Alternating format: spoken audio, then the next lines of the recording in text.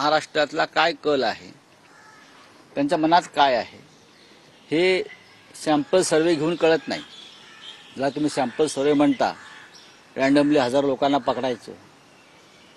आणि आता उदाहरणार्थ गेले काही दिवस मी ऐकत होतो की बारामतीमध्ये सुप्रियाताई सुळेंचा पराभव होणार. आणि आम्ही खात्रीनं सांगत होतो की सुप्रियाताई सुळे किमान 1.5 लाख मतांना जिंकतील. आपण पहा, किमान 1.5 लाख मतांना जिंकतील. शिवसेनेचा 18चा आकडा कायम राहील. काँग्रेसला बेस्ट परफॉर्मन्स काँग्रेसचा राहील. आणि देशामध्ये उत्तर प्रदेश, बिहार, दिल्ली आणि हरियाणा, महाराष्ट्र, कर्नाटक ही राज्य या देशामध्ये परिवर्तन घडवते. महाविकास आघाडीच्या बऱ्यापैकी जागा कालच्या पोलमध्ये दाखवल्या. नाही, बऱ्यापैकी मी महाविकास आघाडीचं काम हे व्यवस्थित एक्झिट पोल आहे त्या बऱ्यापैकी सगळ्याच एक्झिट पोलने महाराष्ट्रामध्ये 35च्या पेक्षा जास्त जे माहिती सांगत होते की आम्ही 40% जास्त, त्या सगळ्यांना फक्त 20 ते 23 जागा दाखवलेल्या असतील. मी काय पाहिलेलं नाही ते, कारण माझा या सगळ्या अंधश्रद्धांवरती विश्वास नाही. त्यासाठी मला तपस्येला आम्हाला बसावं लागेल.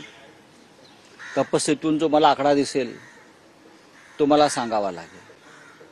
मी इतकं सांगेन, आम्ही किमान 30 ते 35 जागा आम्ही जिंकतो आहे.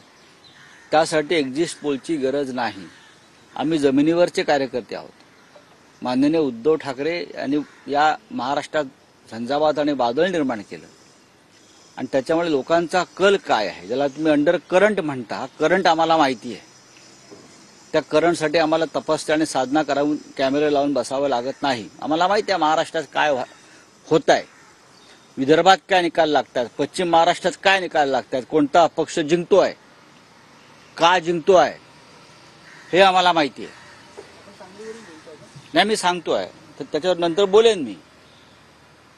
मी बोलणारच आहे त्याच्यावरती. मला प्रत्येक गोष्ट आम्हाला माहिती आहे. आम्ही सुद्धा इकडे गोट्या खेळायला बसलेलो नाही आहोत.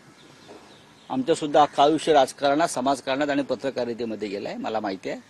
तर महाराष्ट्राचे निकाल हे धक्कादायक, आश्चर्यकारक वगैरे लागणार नाहीत. जे लोकांच्या मनात आहे महाविकास आघाडीच्या बाबतीत तेच निकाल लागतील. आणि उत्तर प्रदेशमध्ये इंडिया आघाडी 35 ते 40 जागा जिंकते. हा खरा एक्झिट पोल आहे.